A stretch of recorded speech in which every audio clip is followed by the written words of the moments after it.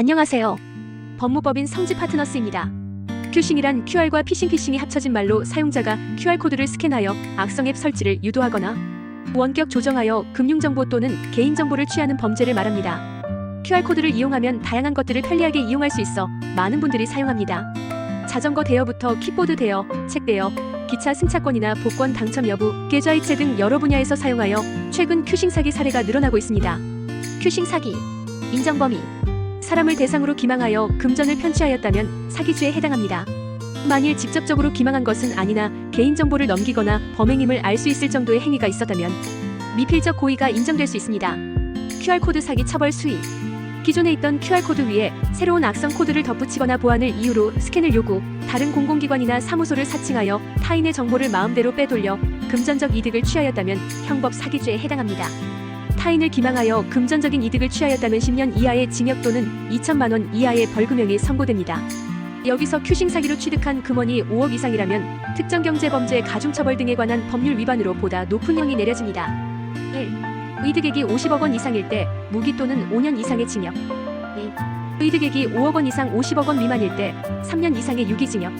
뿐만 아니라 피해자의 입장에서는 본인이 입은 손해를 줄이기 위해 민사소송을 제기할 가능성도 배제할 수 없습니다. 또한 피해자의 수, 피해 액수 등 그 심각성에 따라 구속수사로 이어질 수도 있습니다. 구속이 되면 최종적인 형을 받는 때까지 구치소에 수감되어 절차를 진행하게 되므로 사회와 단절되며 그로 인한 불이익이 상당합니다. 게다가 사회에 있을 때보다 제때 대응하기 어려우므로 징역형이 선고될 가능성도 매우 높습니다. 큐싱 사기 구속되면 구치소 접견 변호인이 필수적입니다. 일반 지인이나 가족이 구치소에 방문하여 접견을 신청하게 되면 당사자 간 대화하는 내용을 모두 녹음하게 되며 시간에도 제약을 받게 됩니다. 반면 사건 담당 변호인이 방문하게 될 시 상대적으로 제약이 적으며 대화 내용도 녹음이 되지 않습니다.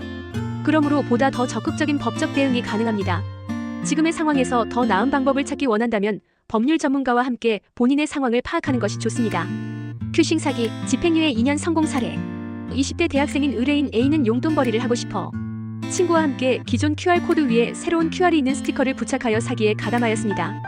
이 일로 수사망이 좁혀오자 의뢰인은 자수를 결심하고 본 사안과 유사한 사례를 다루어 본 저희 법인을 찾았습니다. 대리인은 A의 사건 정황을 모두 파악한 후 해당 사건에 대한 설명과 함께 법적 절차를 안내했습니다. 이후 수사기관에서 진술할 때 주의해야 할 점과 대응 방향에 대해 언급했습니다. 이후 법정에서 선처받을 수 있는 전략을 수립하여 아래와 같이 주장하였습니다. 1. 의뢰인이 자수를 하며 잘못을 인정하고 반성하는 점. 2. 범행에 가담한 정도가 비교적 소극적인 점. 3. 해당 범행으로 취득한 금액이 크지 않은 점.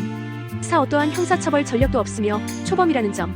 5. 20대의 나이로 교화될 가능성이 크다는 점. 6. 피해자를 위해 형사공탁한 점. 법률 조력 끝에 A는 큐싱 사기에 대하여 집행유예 2년을 받을 수 있었습니다. 사기 혐의를 받게 되면 가장 먼저 경찰 조사에 임하게 됩니다. 이 과정에서 범행의 방법이나 기간, 횟수 등 구체적인 부분을 질문받게 되므로 그에 대한 답변을 잘할 수 있어야 합니다. 만에 하나 초기 진술과 그 이후의 진술 내용이 다르다면 수사기관과 재판부에서는 진술의 신빙성을 의심하게 되므로 진술의 방향성을 잘 세워야 합니다. 그런 다음 양형 자료를 찾아 선처받을 수 있는 방법을 모색해 보아야 합니다. 현실적으로 일반인이 형사적인 절차를 개별적으로 진행하는 것은 쉽지 않습니다. 그로 인해 불리하게 대응하는 사례도 상당하므로 법률 전문가의 도움을 받는 것을 권합니다. 이상 법무법인 성지 파트너스였습니다. 감사합니다.